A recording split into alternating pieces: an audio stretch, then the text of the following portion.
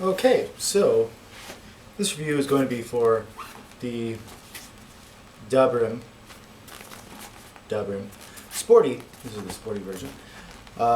Helmet brim attachment. I actually haven't found any reviews of this online before, so hopefully this is useful to somebody else because I had to sort of buy this blind a little bit.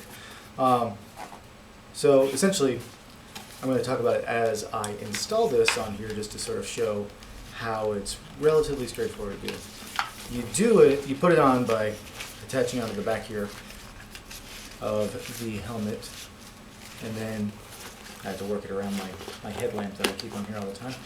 But their website has good instructional videos showing how to put it on, so I'll just sort of let you see it as I'm doing it as I talk. So this was just a lifesaver on the trip. And the reason why is mostly because it just made it so I didn't have to wear sunscreen very much sunscreen. It gave me a lot of protection from the sun, and in any place that had any kind of shade, I didn't have to worry about it at all. Essentially, I didn't have to worry about sunscreen until I think it was Kansas was when I started having to have some. And you pull it down here, as far as I can tell, until it sort of goes over the lip of the helmet, just a little bit. You tighten the strap, and I wore this going down hills. I'm pretty confident over 40 miles an hour, probably up into mid or upper 40s. I say it does become a thing where at higher speeds,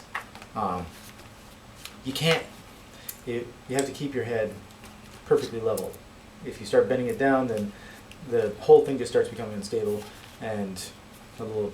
But worse is if you look up, and then the whole you can feel it wanting to try to pull off. But it didn't actually ever come off. It creates this sort of worry that you don't want to have to worry about. But the coverage on this is really very nice.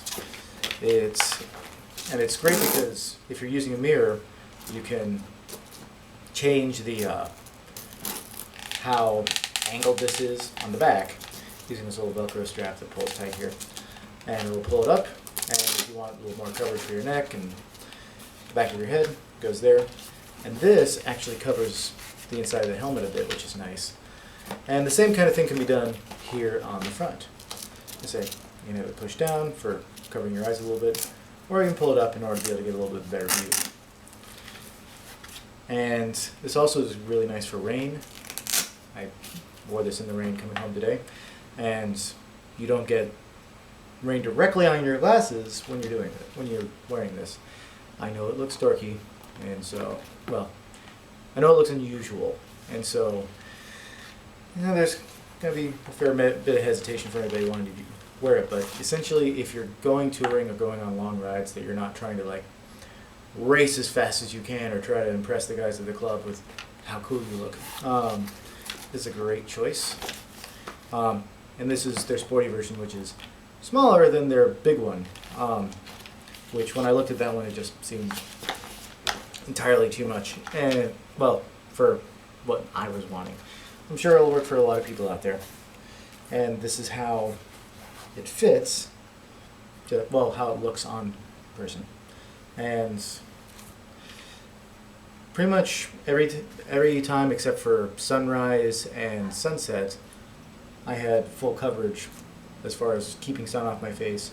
And for most of the day, it was keeping it off of much of my chest and shoulders, which is, again, a really nice thing. I had to take this off for half a day in Kansas because the way the winds were blowing, it just was making the whole thing shake. And I was having to fight it with my head all day. When I did that, I got just a lot more sunburn than I ever normally do. And I was putting on sunscreen on neck and face, but just wasn't enough in order to keep up with the amount of sun compared to when I had this. Put sunscreen on twice a day on like a 8-10 hour riding day, and So hopefully this is helpful for people looking at this or thinking about it. The Brim Sporty cycling helmet, Brim, and thank you.